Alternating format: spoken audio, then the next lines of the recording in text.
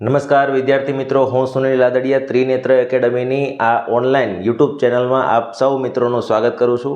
આજે આપણે અહીંયા મળ્યા છીએ ઘડિયાળના ત્રીજા લેક્ચરની અંદર ટાઈપ 3 શીખવા માટે, કે જેની અંદર તમને સમય આપી દીધો હશે અને પછી એમ પૂછ્યું હશે કે બંને કાંટા વચ્ચેનો ખૂણો કેટલો થાય, બરાબર? તો એ આપણે અહીંયા શીખવાનું છે। અગાઉના આપણા બે લેક્ચર જો તમે ન જોયા હોય, પાર્ટ 1 અને પાર્ટ 2 ઘડિયાળના, તો જોઈ લેજો, જેની અંદર આપણે અરીસામાં પ્રતિબિંબ અને પાણીમાં પ્રતિબિંબના દાખલાઓ શીખવાડેલા છે। તો ચાલો આજે વાત કરીએ ટાઈપ 3। ટાઈપ 3 ની અંદર શું આવશે કે ભાઈ સમય આધારે બંને કાંટા વચ્ચેનો ખૂણો શોધવાનું કે, તો ત્યારે આપણે એક જ સૂત્ર યાદ રાખવાનું છે, અને એ સૂત્ર કયું છે તો ખૂણો બરાબર 30h માઇનસ 11/2m। હવે અહીંયા જે h છે એ h આપણા માટે શું બની જશે? જ્યાં h છે એ આપણી કલાક થઈ જશે અને m છે એ આપણી મિનિટ બની જશે, બરાબર? તો h ના બદલામાં જે કલાક આપેલી હોય એ લખી નાખવાની અને m ના બદલામાં જે મિનિટ આપી હોય એ લખી નાખવાની, પછી સાદું રૂપ આપી દેવાનું, બરાબર? ચાલો તો અહીંયા આપણે જોઈએ પહેલો દાખલો, કે જેમ કે અહીંયા તમને કીધેલું છે કે ભાઈ 7:30 વાગ્યે, કેટલા વાગ્યે? 7:30 વાગ્યે ઘડિયાળના બંને કાંટા વચ્ચેનો ખૂણો શોધો। તો હવે અહીંયા આપણા માટે આ જે 7 છે એ શું થઈ જશે? h, અને આ 30 છે એ શું થઈ જશે? m, બરાબર? હવે આપણે ખૂણા માટેનું સૂત્ર મૂકીએ તો ખૂણો બરાબર 30h માઇનસ 11/2m, આપણી પાસે આવું સૂત્ર છે। હવે એ સૂત્રની અંદર કિંમત મૂકીએ તો 30 ગુણ્યા h એટલે કેટલા? 7 માઇનસ 11/2, m એટલે કેટલા? તો 30, તો અહીંયા 30 આવી જશે, બરાબર? હવે આપણે સાદું રૂપ આપીએ તો અહીંયા જો 2 ગુણ્યા 15 એટલે 30, 15 દુ 30, બરાબર? તો હવે આપણે સાદું રૂપ આપીએ 7 ગુણ્યા 30 એટલે 210, 7 તેરી 21, 210। 11 ગુણ્યા 15, 11 ગુણ્યા 15 એટલે 165। જો 11 સાથેનો ગુણાકાર તમારે શોર્ટમાં શીખવો હોય તો મેં મારી ઇન્સ્ટાગ્રામની ચેનલ પર એક શોર્ટ મૂકેલો છે, પણ તેમ છતાં અત્યારે શીખવાડી દઉં હું તમને, કે માની લો કે 15 ગુણ્યા 11 કરવાનું છે તમારે, તો શું કરવાનું? આગળનો આંકડો અને પાછળનો આંકડો મૂકીને વચ્ચે જગ્યા મૂકવાની। હવે બંનેનો સરવાળો, 5 અને 1નો સરવાળો કેટલો થાય? 6, એટલે 165। માની લો કે 23 ગુણ્યા 11 કરવાનું છે, તો શું કરવાનું? બગડો તગડો વચ્ચે બંનેનો સરવાળો એટલે 5, 2 ને 3 5, બરાબર? માની લો કે 63 ગુણ્યા 11 કરવાનું છે, તો 6 3, 6 ને 3 9 એટલે 963।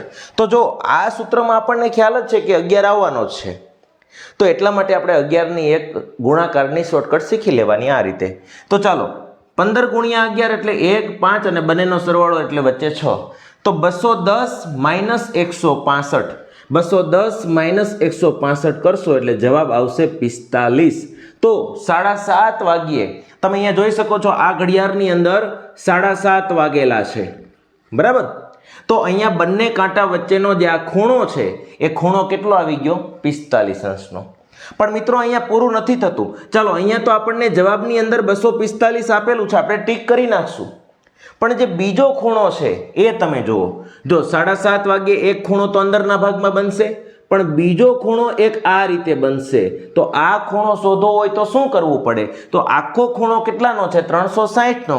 એટલે આપણે બીજો ખૂણો શોધવો હોય તો શું કરી નાખવું પડે? 360 માઇનસ 45। હવે 360 માંથી 45 જાય એટલે 315 વધે, તો આ બીજો ખૂણો કેટલા અંશનો થાય? 315°નો। જો 315 ક્યાંક વિકલ્પમાં આપેલું હોત અને પછી a અને b બંને આપેલું હોત તો a અને b બંને જવાબ થાત। એટલે આપણે દર વખતે જોઈ લેવાનું કે ભાઈ બીજો ખૂણો કેટલો થાય છે, ઓપ્શનમાં આપેલો છે કે નથી આપેલો, બરાબર? કેવા કેવા પ્રશ્નો પૂછાય, કેવી કેવી રીતે ઓપ્શન આપે એ પણ આપણે અહીંયા જોઈશું। તો ચાલો એક પ્રેક્ટિસ આપણી થઈ ગઈ, બરાબર? એક દાખલો આપણો થઈ ગયો। બીજો દાખલો જોઈએ। બીજા દાખલામાં શું આપેલું છે? 9:25 વાગ્યે। હવે 9:25 વાગ્યે મિનિટ કાંટા અને કલાક કાંટા વચ્ચેનો ખૂણો કેટલા અંશનો થાય?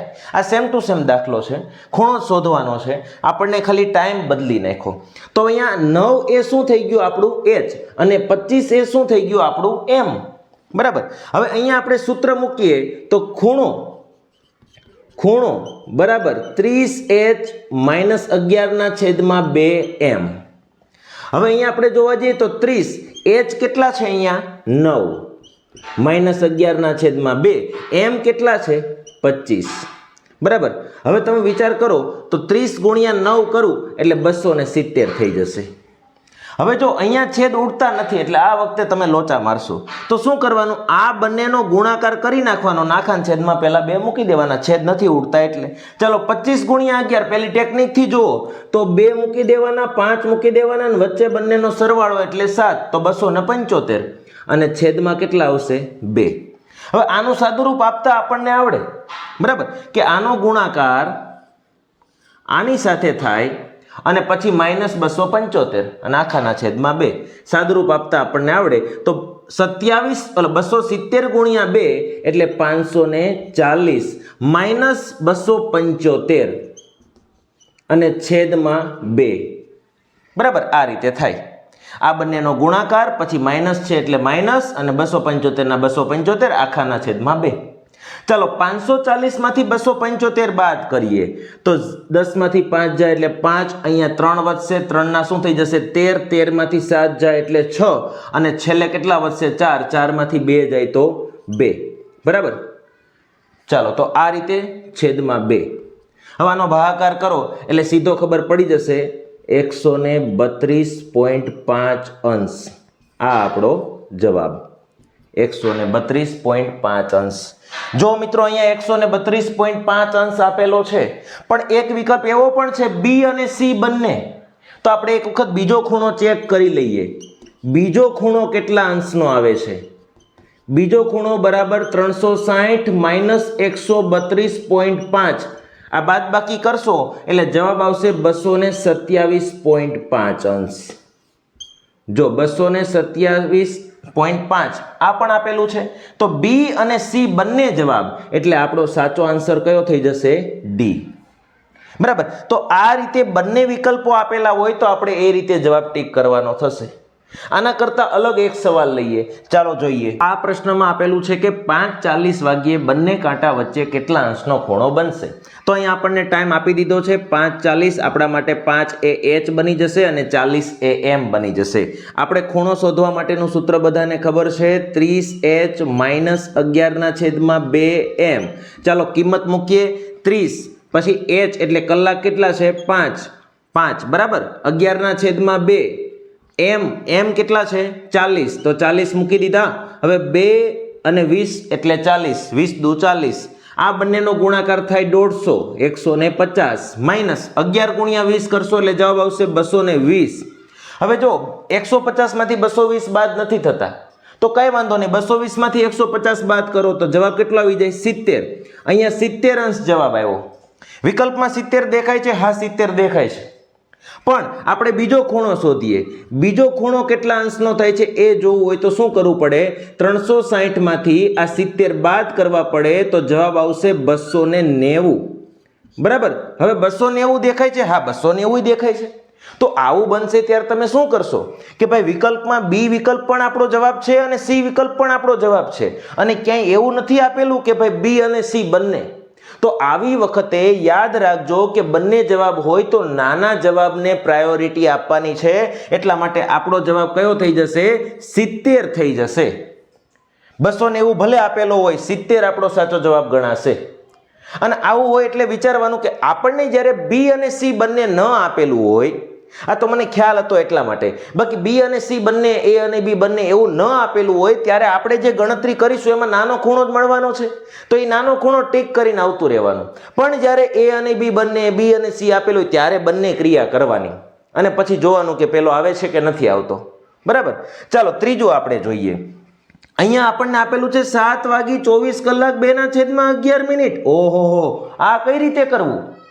હવે આને ચાલો આપણે એ જ સમજી લઈએ, આને આપણે એમ સમજી લઈએ, પણ આ મૂકશું કઈ રીતે આટલું બધું આડવીતરું? તો આને થોડુંક સરળ બનાવી દઈએ.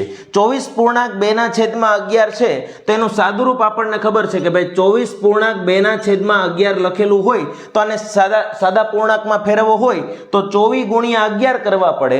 24 × 11 કરશો એટલે 11 સાથે ગુણાકાર કરતા મેં તમને હમણાં શીખવાડ્યું કે ભાઈ 2, 4 અને વચ્ચે 6 એટલે 264 આવી ગયા બરાબર 264 આવી ગયા. એ 264માં આ બગડો ઉમેરવો પડે અને છેદમાં 11 લખવા પડે.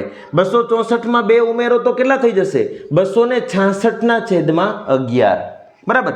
તો આ આપણી મિનિટ મળી ગઈ આપણને સાદા અપૂર્ણાંકમાં. પછી આપણે કિંમત મૂકી દઈશું જે જવાબ આવે તે. પણ આપણને એટલું દેખાઈ ગયું કે ભાઈ 266 છેદમાં 11 એને લખી શકાય. ચાલો હવે અહીંયા સૂત્ર વાપરું છું. ખૂણો બરાબર 30h - 11 છેદમાં 2m. ચાલો 30h ની જગ્યાએ કેટલા આવશે? 7 -11 છેદમાં 2. m ની જગ્યાએ કેટલા આવશે?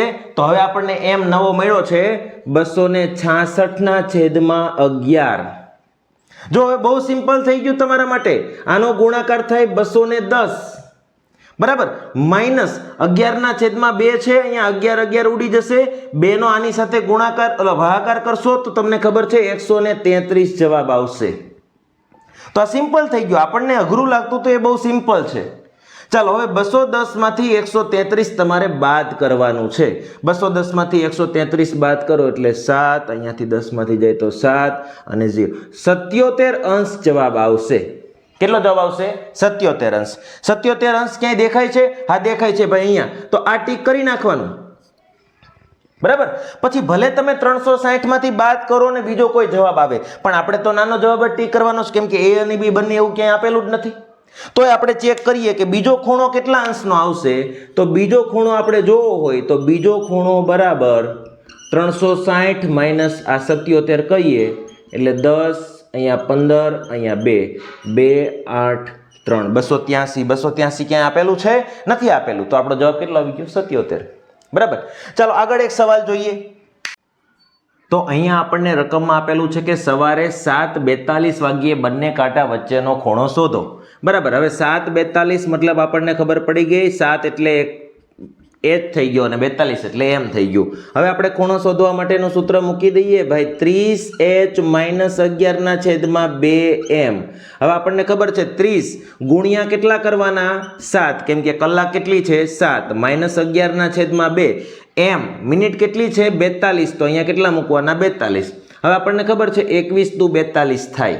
બરાબર. હવે આ બંનેનો ગુણાકાર કેટલો થાય? 210 માઇનસ 11 ગુણ્યા 21. શોર્ટકટ શીખવાડેલી હતી. બગડો મૂકી દો, એકડો મૂકી દો, બંનેનો સરવાળો વચ્ચે મૂકી દો એટલે 231. બરાબર. ચાલો 231 માંથી 210 બાદ કરીશું તો જવાબ કેટલો આવશે? 21 અંશ. આ આપણો જવાબ. 21 અંશ આપેલું છે? હા અહીંયા આપેલું છે. તો આ આપણો જવાબ થઈ ગયો. કદાચ બીજો ખૂણો શોધવો પડે પણ ક્યારે? a અને b બંને, b અને c બંને આપેલું હોય ત્યારે, અથવા તો આ 21 આપણામાં જવાબ ન આપેલો હોય ત્યારે. બરાબર. 360 માંથી બાદ કરી નાખવાનું. ચાલો અહીંયા તમને આપેલું છે કે બપોરે 8:40 વાગ્યે, કેટલા વાગ્યે? 8:40 વાગ્યે બંને કાંટા વચ્ચેનું અંતર જણાવો. અંતર પૂછે કે ખૂણો પૂછે, બે સેમ જ થાય. તો આ પ્રશ્નનો જવાબ તમારે મને કોમેન્ટમાં જણાવવાનો છે મિત્રો. બરાબર. જો વિડીયો ગમ્યો હોય તો એક વખત લાઇક કરવાનું ભૂલતા નહીં અને આવા નવા વિડીયો જોવા માટે મારી ચેનલને ફોલો કરવાનું ભૂલતા નહીં. વધુને વધુ મિત્રો સુધી આ વિડીયોને શેર કરો. બરાબર. ચાલો તો ફરી પાછા મળીશું ઘડિયાળના ચોથા લેક્ચરમાં એક નવી ટાઈપ સાથે. ત્યાં સુધી જય હિન્દ, જય ભારત.